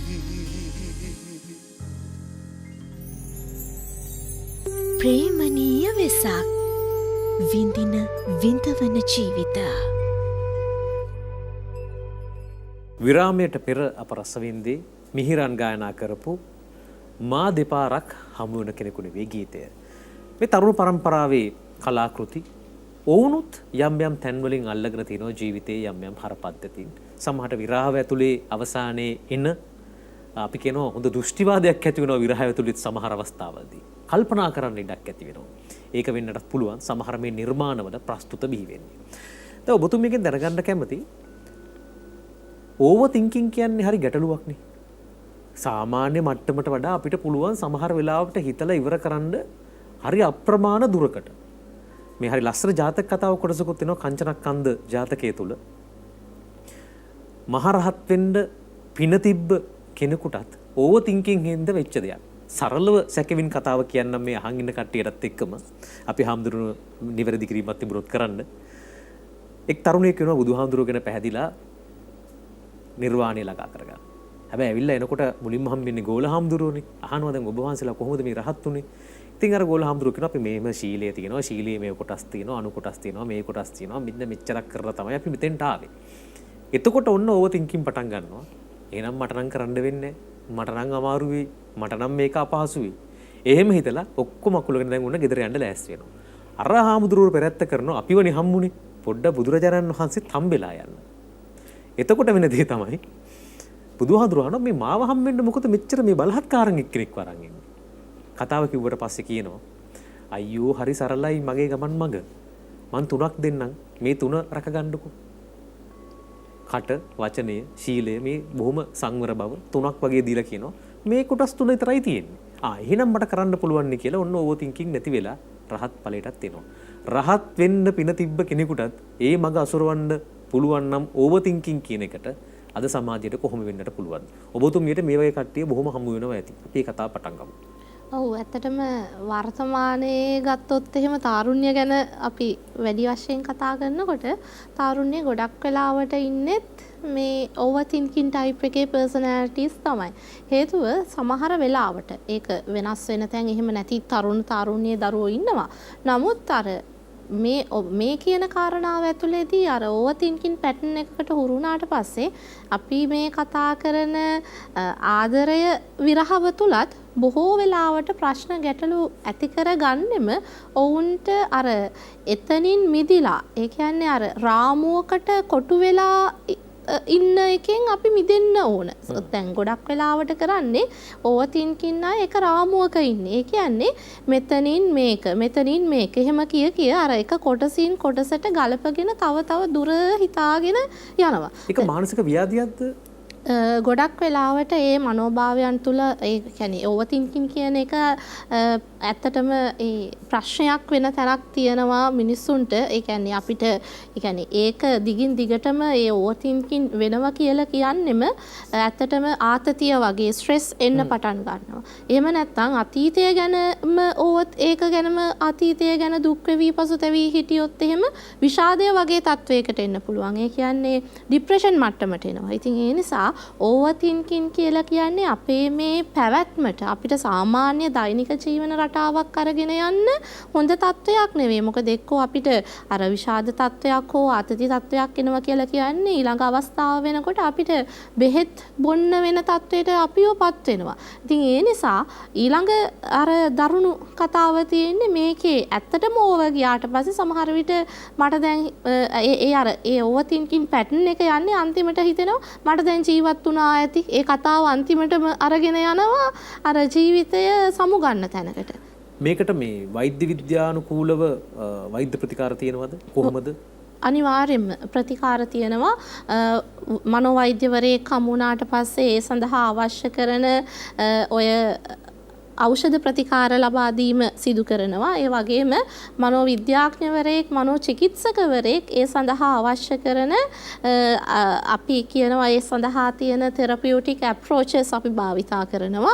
ඒ තුලින් මේ උපදේශන ක්‍රියාවලිය තුල ඒ සඳහා අවශ්‍ය වෙන මනෝවිද්‍යාත්මක ප්‍රවේශයක් තුල මේ తত্ত্বය වෙනස් කරගන්න අවම කරගන්න ක්‍රියාවලියක් තමයි මේ තුල සිදු වෙන්නේ. ඉතින් ඒ නිසා අර ඕවර් තින්කින් කියලා කියන්නේ අර අපිට පැවැත්මට සුදුසු හෝ පවත්වාගත යුතු හොඳ ක්‍රමයක් නෙවෙයි. එහෙම කෙනෙක් ඉන්නවනම් ඒ සඳහා අවශ්‍ය කරන මනෝවිද්‍යාත්මක මැදිහත් වීමක් කළ යුතු වෙනවා මේ తত্ত্বය වෙනස් කරගන්න නම්. විවාහය කියන කාරණාවේදී එහෙම නැත්නම් ආදරය කියන කාරණාවේදී එහෙමත් නැත්නම් විරහව කියන කාරණාවේදීත් ගොඩක් වෙලාවට මේ ඕවර් තින්කින් කියන කාරණාව එන තැන් තියෙන්න පුළුවන්. ඒ එන තැන්වලදී තමයි ගොඩක් ප්‍රශ්න ගැටලු ඇති වෙන්නේ. ඉතින් ඒ නිසා අපිට සමහර තැන් තියෙනවා හිත ඒකත් එක්කම එල්ලිලා ගැටිලා ඉන්නේ නැතුව ඒ අවශ්‍ය තැන්වලදී ගැළපෙන සුදුසු විසඳුමක් සඳහා යා යුතු තැන් තියෙනවා. එහෙම නැතුව දැන් උදාහරණයක් විදිහට ගත්තොත් එහෙම දැන් අර අපි කලින් අහපු මිහිරාන්ගේ ගීතය තුල වුණත් තියෙන්නේ දැන් සමු ගන්න ඕනනම් අපි සමු අරගෙන යා යුතුයිනේ. ඒක ඒ මොහොතේ විය යුතු දෙයක්. එහෙම නොවුනොත් එහෙම ඒ තුලම දෙන්නටම අර ජීවිත කාලෙම විඳව ඉන්න පුළුවන්. එතකොට එහෙම අර ඕවර් තින්කින් කෙනෙක් වුණා නම් එහෙම මේකට මිනිස්සු මොනවා කියයිද? වටේ ඉන්න නෑදෑයෝ මොනවා කියයිද? යාළුවෝ මොනවා කියයිද? ලෝකෙන් අහන සමාජයෙන් අහන ප්‍රශ්නවලට මම කොහොමද උත්තර දෙන්නේ? ඔහොම හිත හිටියනම් එහෙම සමහර වෙලාවට අර මුළු ජීවිත කාලයම විඳගෙන ඉන්න ඕන ජීවිතේ විඳවන තත්ත්වයටපත් වෙනවා අර ඕවර් තින්කින් විදියට හිතන්න පුරුදු වුණා නම් එහෙම. ඒ නිසා දැන් ඒකත් එක්ක මට මතක් වෙන්නේ මනුරංග මේ ශශික සදීප් කියලා කියන්නේත් වර්තමානයේ තාරුණ්‍යත් එක්කම ඉන්න කවි ලියන කවියෙක්නේ. මීරංගගේ ගීතය අහනකොට මට මතක් වෙන්නේ ඔහුගේ කවියක එක කොටසක් තියෙනවා. බිඳක් නින්දා නොකර අපි කරපු ප්‍රේමෙට තවත් එක විරහවක් එක්කරන් ලෝකෙට උහුලන්න හැකිනම් දැනෙන දුක පපුවට මැනික අපි හිත හදන් දෙපැත්තට හැරෙමුද? ඉතින් ඒ නිසා අපිට සමහර තැන්වලදී හිත ඉන්නේ නැතුව දෙන්න කතා කරගෙන ජීවිතේ තව දුර යන්න පාරවල් දෙකක යන්න වෙනවා. ඒකට හිත හිටියොත් අර බහපු විදියට අර ඕවතින්කින් දෙන්නෙක් නම් එතන ඉන්නේ. සමහර විට මුළු ජීවිත කාලෙම විඳවලා දුක් විඳින්න තමයි වෙන්නේ. බොහොම පරිපූර්ණ උත්තරයක්. ඔබේ ජීවිතවලට මේ කරුණු කාරණා බද්ධ කරගන්න. හරි. අපි ඊළඟට යන්නේ බොහොම ජනකාන්ත ජනප්‍රිය ගීතයක් අහන්න. ඊට පස්සේ අපි ගීතය ගැන කතා කරනවා. සඳට සඳ එළියට චාමර වීරසිංහ ගායනා කරපු ගීතය. අද දවසේ ගායනා කරන්නේ ප්‍රතිභාපූර්ණ බොහොම දක්ෂ තරුණ ගායිකාවක් සියුමිනි ඔපයන්ගේ.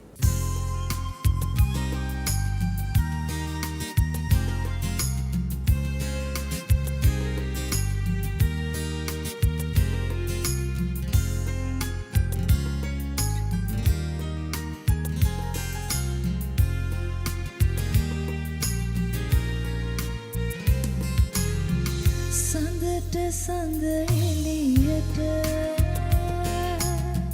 මලට මල් පොකුරට කවියෝ කවිලීවට වෙනස් වේද මේ මිනිසුන්ගේ සිත මේ මිනිසුන්ගේ සිත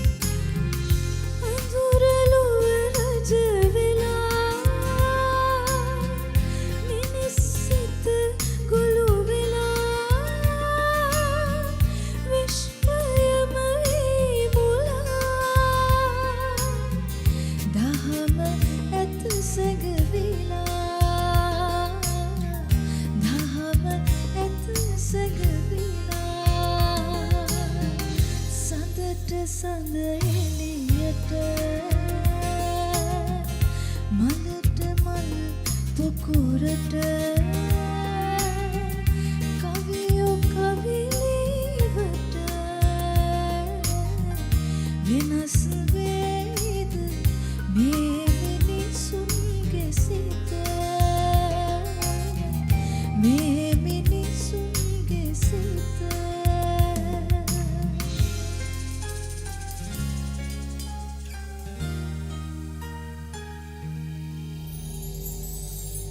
ප්‍රේමණීය වෙසක් විඳින විඳවන ජීවිත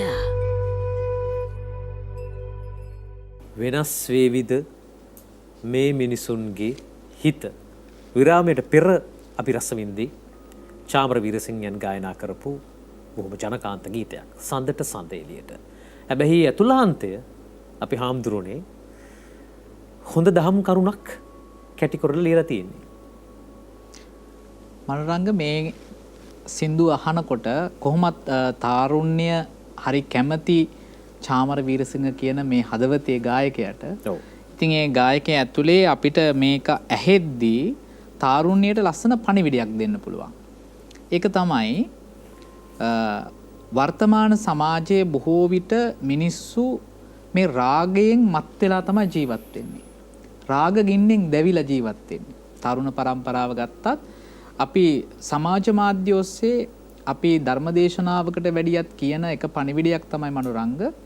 ඔබට පුළුවන් නම් ඔබගේ Facebook පිටුව, YouTube පිටුව, ඔබේ TikTok පිටුව ඇතුලේ එක දහම් කරුණක් දවසකට ෂෙයා කරන්න. ඒකත් ධර්ම දානයක් නේ. අනිවාර්යයෙන්. ඒ ධර්ම කරුණු ඇතුලේ රාග ගින්න නිවනවා. දේශ ගින්න නිවනවා. මෝහ ගින්න නිවනවා. රාග ද්වේෂ මෝහ නිවන්න එක දවසකට එක විනාඩියක බණපදයක් ෂෙයා කරන්න. එතකොට රාග ගින්න නිවන එක ගැන දහමේ අපි කතා කරන දේවල් ඇතුලේ බුදුරජාණන් වහන්සේට වර එක හමු වෙනවා මනුරංග අහලා ඇති නකුල මාතාවයි නකුල පිතයි ගැන නේ. සුන්දර මාදර කතාවක්. 16 වියේදී විවාහ වෙලා 80 වෙනි වියේදී තමයි මේ බුදුන් හමුවන්නේ. හරියටම හරි. එතකොට අපේ හැමදෙරුනේ මේ ඊට ආත්ම 500කට පෙර සිටම දෙමව්පියෝ හැටියටත් බෝසතාණන් වහන්සේ ඉඳලා තියෙනවා. නකුල මාතයි නකුල පිතයි බුදුරජාණන් වහන්සේ හමුණාට පස්සේ අන්තිම මොහොතේ අහනවා ස්වාමීනි භාග්‍යවත් බුදුරජාණන් වහන්සේ මේ නකුල මාතාව මා කෙරෙහි උපන් සෙනෙහසින් එකදු රාග සිතුවිල්ලකින්වත් අන්‍ය පුරුෂයෙක් දිහා බැලලා නැහැ. මේ වගේ බිරිඳක් මට සංසාරේ පුරාවටම ලැබෙනවා නම් මම මොනවද කරන්න ඕනි කියලා අහනවා. නකුල මාතත් ඒ කතාවම කියනවා. නකුල පිතා මා කෙරෙහි උපන් සෙනෙහසින් අන්‍ය ස්ත්‍රියක් කෙරෙහි රාගසිතක්වත් උපදවාගෙන බැලලා නැහැ. කය වචන ගැන කුමන කතාවද? කුමන කතාවද එතනින් එහාට? මේ වගේ පුරුෂයෙක් මේ වගේ ස්වාමියෙක් මට සසරේ ලැබෙන්න නම් මොනවද මම කරන්න ඕනේ? බුදුහාමුදුරු කිව්වේ නෑ සසරක් ඕනේ නෑ. දැන් ඔයගොල්ලෝ මේ සසරගෙන නිවා ගන්න, නිවන් අවබෝධ කරගන්න කියලා කිව්වේ නෑ. මේ දෙන්න හොඳම කතාව තියෙන්නේ අපේ හාමුදුරුවෝ. එහෙම කියන්න පුළුවන්. එහෙම කියන්න පුළුවන් නේ. හැබැයි එතන හරි ලස්සන උපදේශයක් බුදුහාමුදුරුවෝ දෙනවා. ඒක වර්තමාන සමාජයට අතිශය වැදගත්. මොකද අද කසාද වලට වඩා දික්කසාදනේ ඇහෙන්නේ අපිට.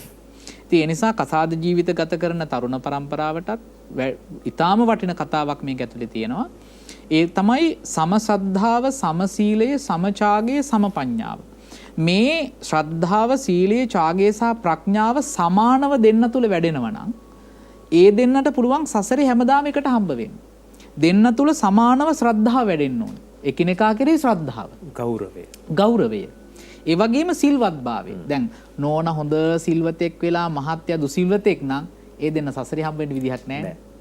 ඒ වගේම තමයි ඡාගය. ඡාගය කියලා කියන්නේ මොනරංග දානයනේ, පරිත්‍යාගය. එතකොට එකිනෙකා කෙරෙහි කරන පරිත්‍යාගය. එයාව අගය කිරීම, එයාට යම් දේවල් අපි දැන් ආදරයේදී බොහෝ දේවල් අනික් කෙනාට දෙනවනේ. ආදරෙන් දෙන දේවල් තියෙනව නේද? ඒකේ නම සතුරු කරන්න දෙන දේවල් තියෙනවා. මේ දෙන්න තුලම සමානව මේක වැඩෙන්න ඕන. මොකද කෙනෙක් විතරක් දේවල් කළොත් අනික් කෙනා ඒව නොකරනවා කියලා කියන්නේ මෙතන බැඳීම ශක්තිමත් නැහැ. ඒ වගේම තමයි දෙන්න තුල අවබෝධය. මේ විශේෂයෙන්ම වර්තමානයේ තියෙන ලොකුම ගැටලුවක් තමයි සැකය කියලා කියන්නේ. එතකොට විශ්වාසයේ ගොඩනැගීම, අවබෝධය කියන තැන සැකය නැති කරගන්නවා. සැකය නිසා තමයි වර්තමානයේ බොහෝ ජීවිත දික්කසාද වලටපත් වෙන ප්‍රධාන හේතුව. මේ පුංචි දෙයක්. සමහරට ෆෝන් එකට එන මැසේජ් එකක්, සමහරවල්ලාට ෆෝන් කෝල් එකක්. නේ? ඒ වගේ පුංචි දෙයකින් පවා ඉක්මනට තීරණ ගන්නවා.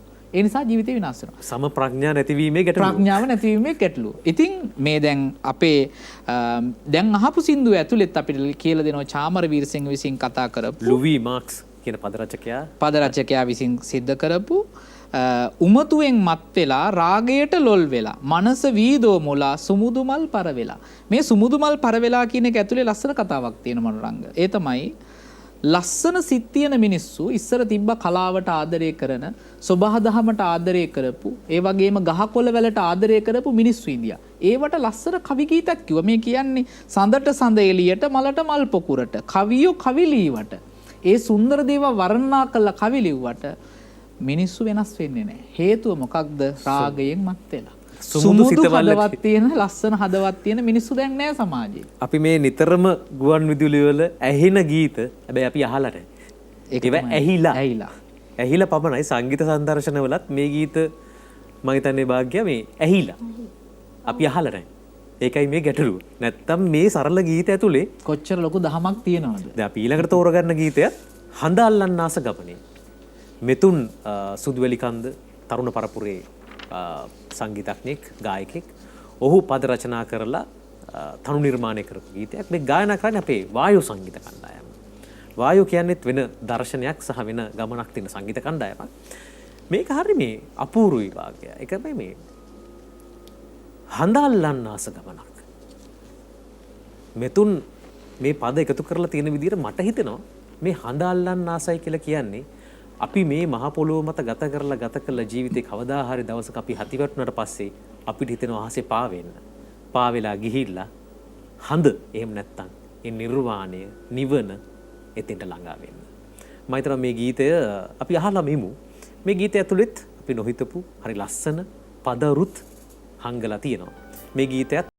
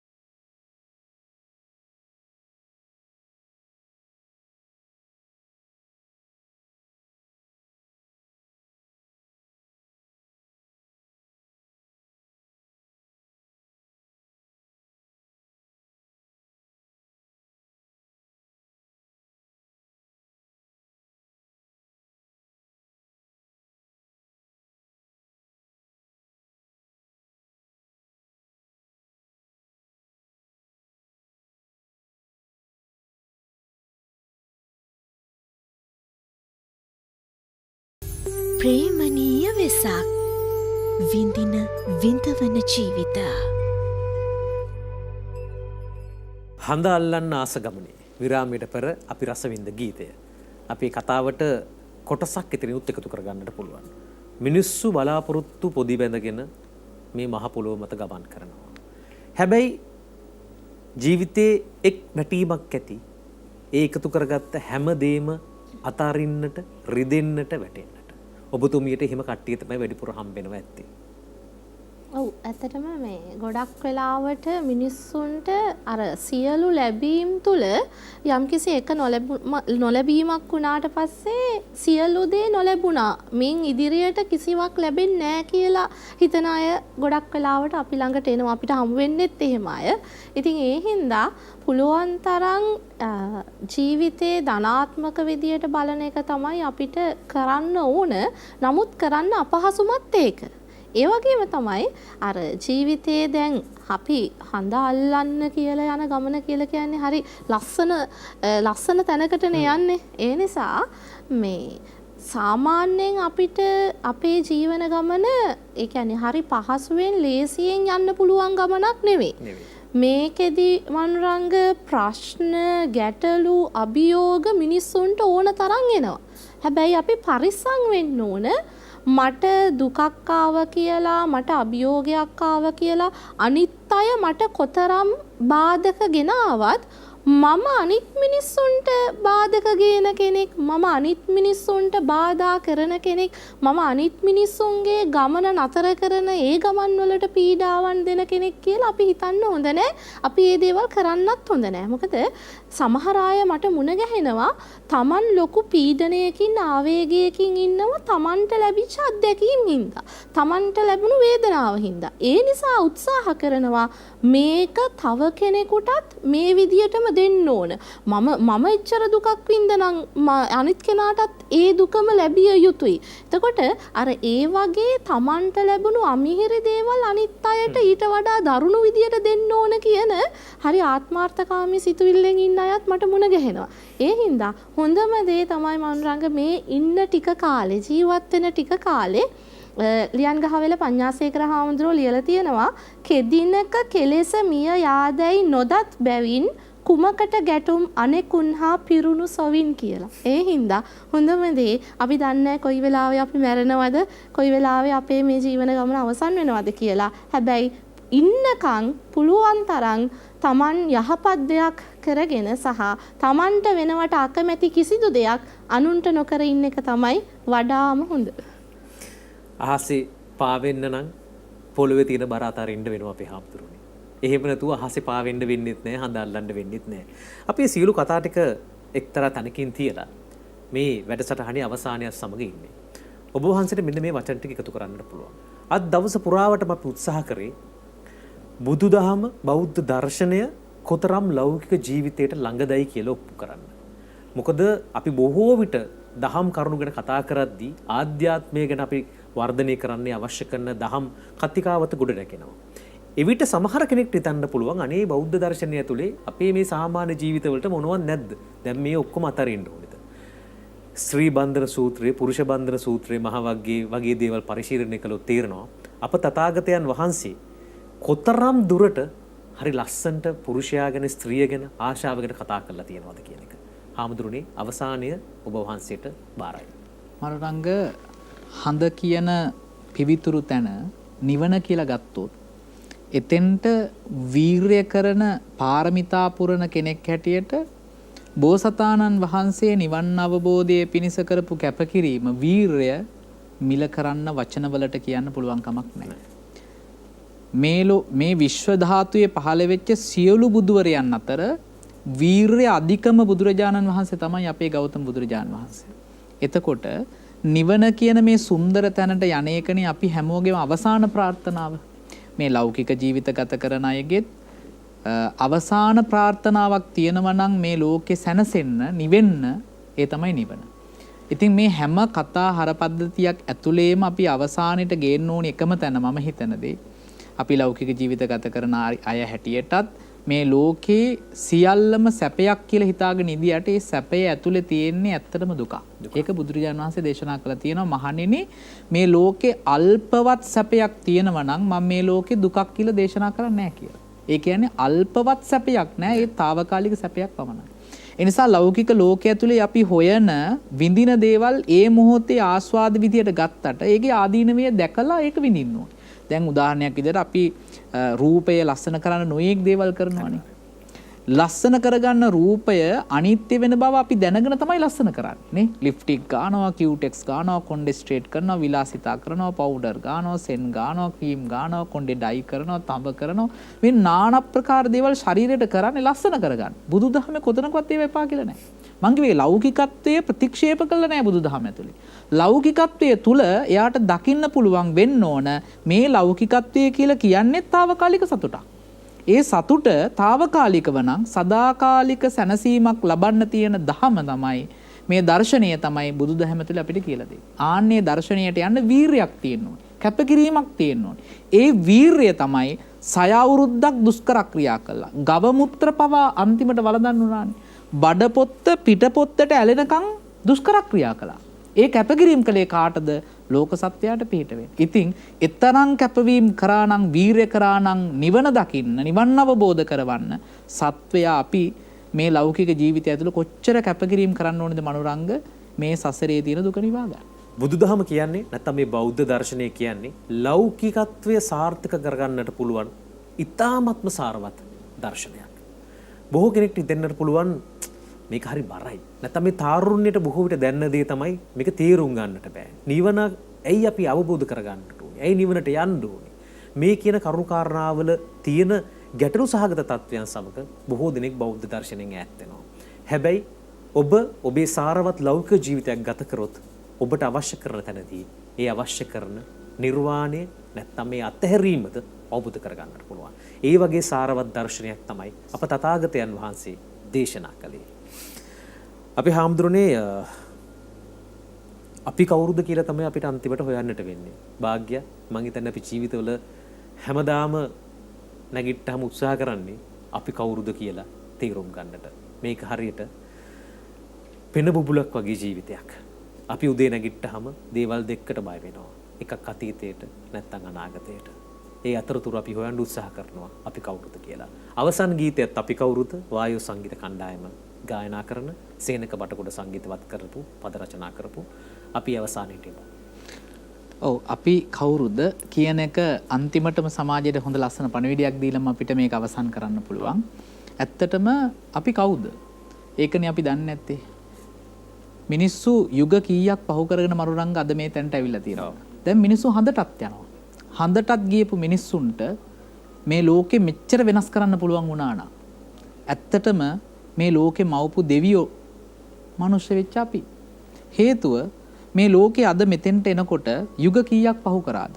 කෘෂි කර්මාන්තය, වෛදික යුගය, එතකොට අතීතයේ තිබිච්චි එඬේර යුගය මේ සියල්ල පහු කරගෙන ඇවිදිලා මිනිස්සු අද හඳට යනවා. මිනිස්සු අහසින් යනවා. ඒ නිර්මාණ ලෝකෙට බිහි කළේ කවුද? අපි. එතකොට මිනිසයා කියන්නේ මනසින් උසස් සමාජයක් දකින්න පුළුවන්, සමාජයමක් අවබෝධ කරගන්න පුළුවන් හොඳ පිරිසක්. ඒ පිරිසට පුළුවන් නම් තමන්ව අඳුරගෙන තමන්ගේ ඇතුළාන්තයේ තියෙන මමත්වේ නැති කරගන්න ඔහුට නිවන කියන එක දුර ඈතක නොවේ. භාග්‍ය ඔබ ගාවටත් එනවා බොහෝ දෙනෙක් අපි කවුරුද කියලා හොයාගෙන ඔබේ වෘත්තියට අනුකූලව ඔබ ඔවුන්ගේ සිත් සනසනවා, ඔවුන්ට සමන් දෙනවා. බොහොමත්ම ස්තුතියි සමාජයක් සුවපත් කරනවාට ඔබේ වෘත්තිය තුලින්. අවසන් වචන කීපයක් එකතු කරලා අපි සමුගන්නයි මේ සූදානම. අනිවාර්යයෙන්ම මනරංග මේ මගේ ළඟටත් ගොඩක් වෙලාවට එන්නේ ජීවිතේ ප්‍රශ්න ගැටලු එක්ක එන අයනේ.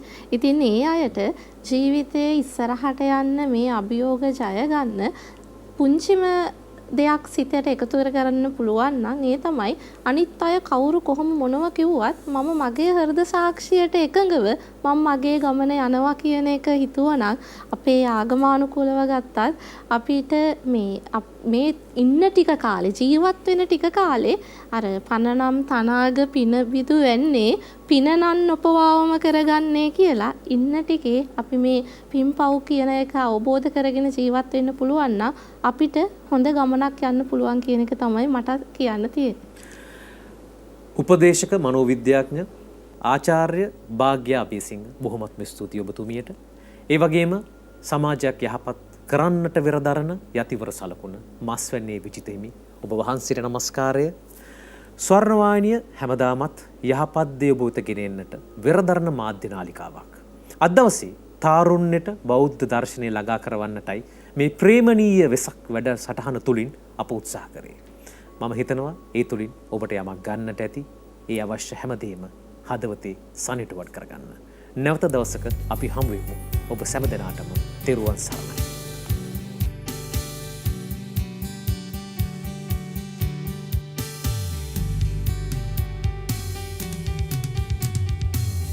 සීසීකද විසිරුණු සිතුවිලි දිය බුබුනේ නලියන පෙන කැටිවාගේ නැතිරෑ ඔදෙකලාවෙ තනී සිටියම සිහින ආකරේක වැටුනාවාගේ නිමක් නෑ මොහොතින් මොහොතට ගෙවෙන කාලය දැනෙනවා කාටා එක විදිහට ගිනි යන්නේද සඳ සිසිලස අතරේ හොයනවා මේ අපි කවුරුද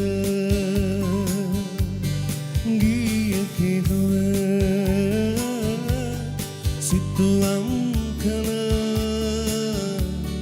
අතරේ අහනවා බලනවා මේ අපි කවුරුද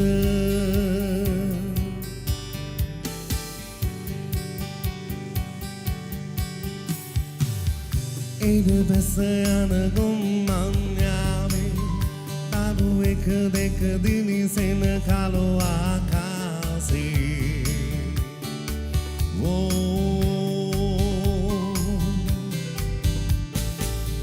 ගලාහලෙන රිත්මේ නැහැවි අදියන්නේ ඇතින් ඇතට පාවී සුළඟසේ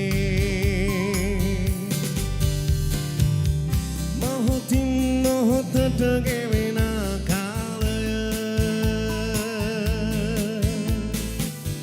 දැනෙනවා කාටා එක විදිහට ගිනි යන්නේද සඳ සිසිලස අතරේ හොයනවා මේ අපි කවුරුද ගිය කිනුව සිතුවම් කළ අතරේ අහනවා බලනවා මේ අපි කවුරුද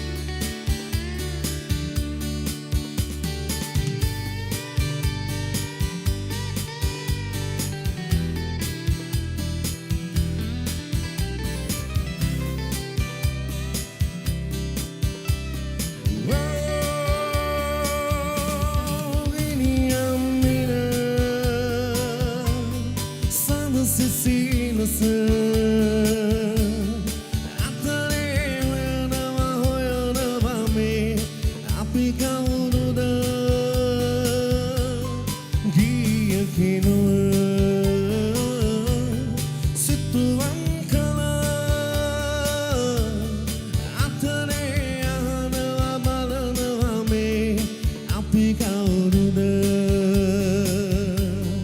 අතරේ අහනවා බලනවා මේ අපි කවුරුද අතරේ අහනවා බලනවා මේ අපි කවුරුද